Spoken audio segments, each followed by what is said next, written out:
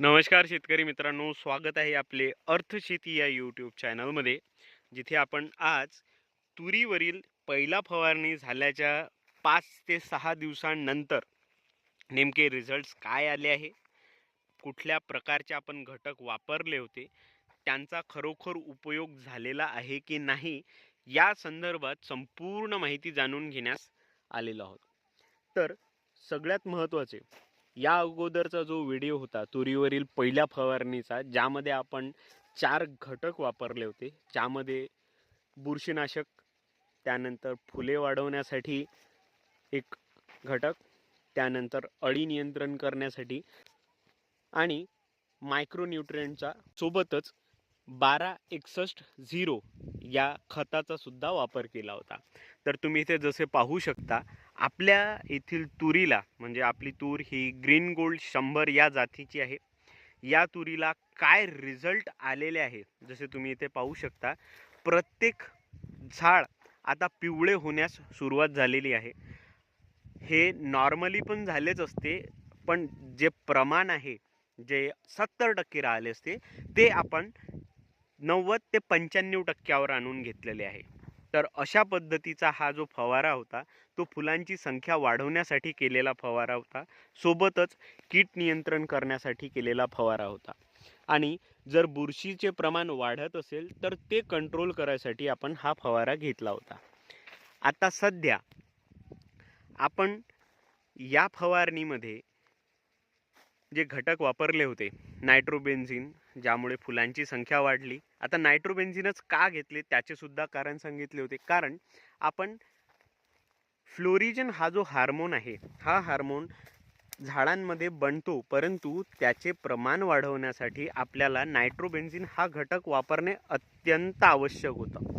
म्हणून आपण नायट्रोबेन्झिन हा घटक वापरला. सध्या या दोन्हीही तासांमधले जे अंतर आहे ते जवळ 8.5 फूट एवढे आहे. आता आपण सध्या कुठल्याच प्रकारच्या पाण्याचा किंवा पाणी देण्याचा कुठलेच नियोजन करत नाही आहोत. जेथपर्यंत संपूर्ण फुले हे 90% किंवा कमीत कमी 80% तरी शेंगेमध्ये रूपांतर होत नाही, तिथपर्यंत आपण या शेताला पाणी देणार नाही आहोत. आता पाणी न देण्याचे कारण सुद्धा समजून घेऊया. जसे हे फूल आलेले आहेत, हे फुलं आता ज्या कंडिशनमध्ये आहेत, जे जमिनीचा सध्या पाण्याची क्षमता आहे त्यानुसार आणि जमिनीचे जे टेम्परेचर आहे त्यानुसार हे फुलं अत्यंत योग्य परिस्थितीमध्ये वाढत आहेत. जर याला आपण पाणी दिले, म्हणजेच जमिनीचे टेम्परेचर लगेचच कमी झाले आणि त्यानंतर याने निर्माण होणारा जो शॉक आहे तो आपल्या फुलांवर येतो. त्यामुळे आपले जे पीक आहे ते स्ट्रेस कंडिशनमध्ये जाते. त्यामुळे आपल्याला फुलगळ झालेली दिसून येईल. जसे आता आपण इथे बघू शकतो, इथे आपण सध्या पाण्याची व्यवस्था केलेली आहे, परंतु इथे जी व्यवस्था केलेली आहे त्यामागील आपण नियोजन कसे करतोय ते सुद्धा दाखवतो. आता सध्या हे जे पुढील शेत आहे, या शेतामध्ये कशा प्रकारे फुलांची संख्या आहे किंवा नाही आहे हे सुद्धा समजून घेऊया. सध्या ही आहे या झाडांची कंडिशन. या झाडांमध्ये फक्त सध्या कळी येण्यास सुरुवात झालेली आहे, म्हणजे आता सध्या आपण पाणी देऊ शकतो.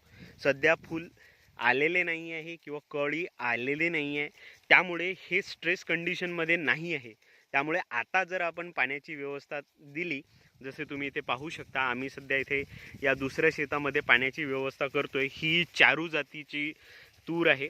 या तुरीला ग्रीन गोल्डपेक्षा तरी लेट फूल येतात असं दिसून येत आहे. सध्या या परिस्थितीत आपण या तुरीला पाणी देत आहोत. या पाण्यामुळे जो ग्रीननेस आहे तो वाढलेला आहे. सोबतच या पाण्याचा जो फायदा होणार आहे, जे न्यूट्रिएंट्स अपटेक करायसाठी आवश्यक असलेले पाण्याची जी प्रमाण आहे ते जमिनीमध्ये मोठ्या प्रमाणात उपलब्ध होऊन जाईल आणि आपल्याला जो शेंग भरण्यासाठी किंवा शेंग तयार होण्यासाठी जो पाण्याचा फायदा आहे तो सुद्धा होऊन जाईल. तर अशा पद्धतीने पाण्याचे नियोजन करा. फुले जर आले असेल तर बिलकुल पाणी देऊ नका. फुले शेंगेमध्ये रूपांतर झाल्याच्या नंतरच त्याला पाणी द्या. तर या पद्धतीने आपण नियोजन करतोय, जसे तुम्हाला दिसून येत आहे. तर भेटूया अशाच नवनवीन माहितीसोबत. तोवर आपलीही काळजी घ्या आणि आपल्या तुरीची सुद्धा काळजी घ्या. धन्यवाद.